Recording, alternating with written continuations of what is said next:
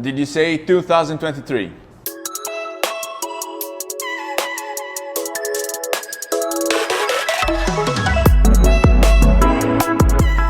Today we're gonna discuss about innovation coming in the next year, but first, coffee.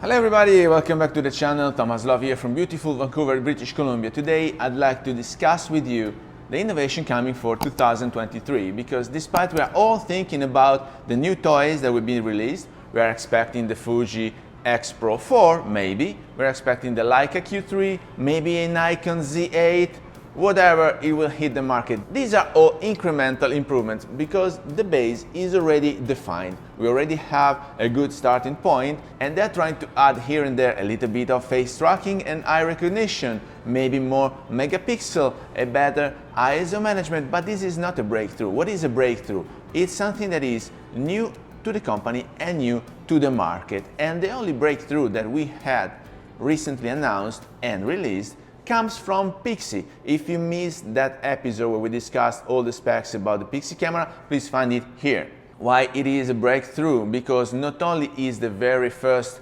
camera, not smart camera, having a 64-bit processor, and this is also the only camera in the world which is capable of shooting both monochrome and colors. This is a patent pending, so that's not much to be disclosed, but I was able to ask a few more info to the company, and they were so gentle to explaining how it works. So basically, they have the Bayer filter applied in front of their sensor, but nonetheless, they are able to calculate, and it was already a software update released during this year, and it will be implemented directly in version 3 of the Pixii. They were able to iterate and have a calculation about how many photons, so luminance, hitting each and every pixel, because they know how much light has been filtered by the filter bay, and so they're able to give back the information to the pixel underneath.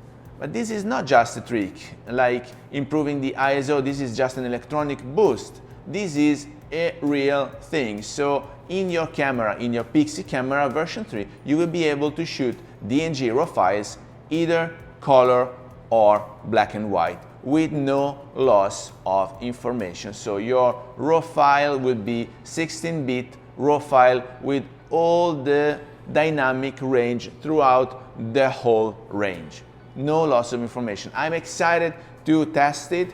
They said they will eventually send one here for me to test so I can have a product review, and so now I am open for suggestion. What lens should I get to test this Pixii camera? Because the only Leica lens that I have is stick to my Q2. I cannot disassemble and mount it on the Pixii camera, so I will need to pick up one lens with the M-mount just for this Pixii camera. I was thinking about TT Artisan because it's the most cost-effective, but also Voigtlander. I saw many reviews from folks out there. It looks like these lenses have a beautiful end result, and so if we stay for image quality, that's the way to go, unless you want to spend thousands of dollars for Leica M glasses, which is my best recommendation, but none of us, me included, have the availability for that bunch of money.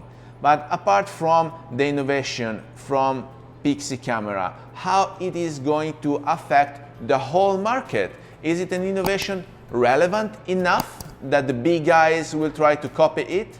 Is Canon, Sony, Nikon trying to copy this double color and monochrome shooting or not? When we had the first mirrorless camera released, it took a while for them to take over the SLRs. When we had digital photography announced and started, it took a while for digital photography to overcome film photography. And so if it's the case, I have no idea whether this is gonna be a breakthrough that all of the other companies will accept as a standard, as it was for the autofocusing and tracking capabilities, which Sony set the standard so high that now Nikon, Canon, Fujifilm, all of the major brands had to implement it, because if you go there and you want to purchase a digital camera in 2023 and it doesn't have the face recognition and the eye focusing tracking, so on and so forth, for animal, for people, for cars,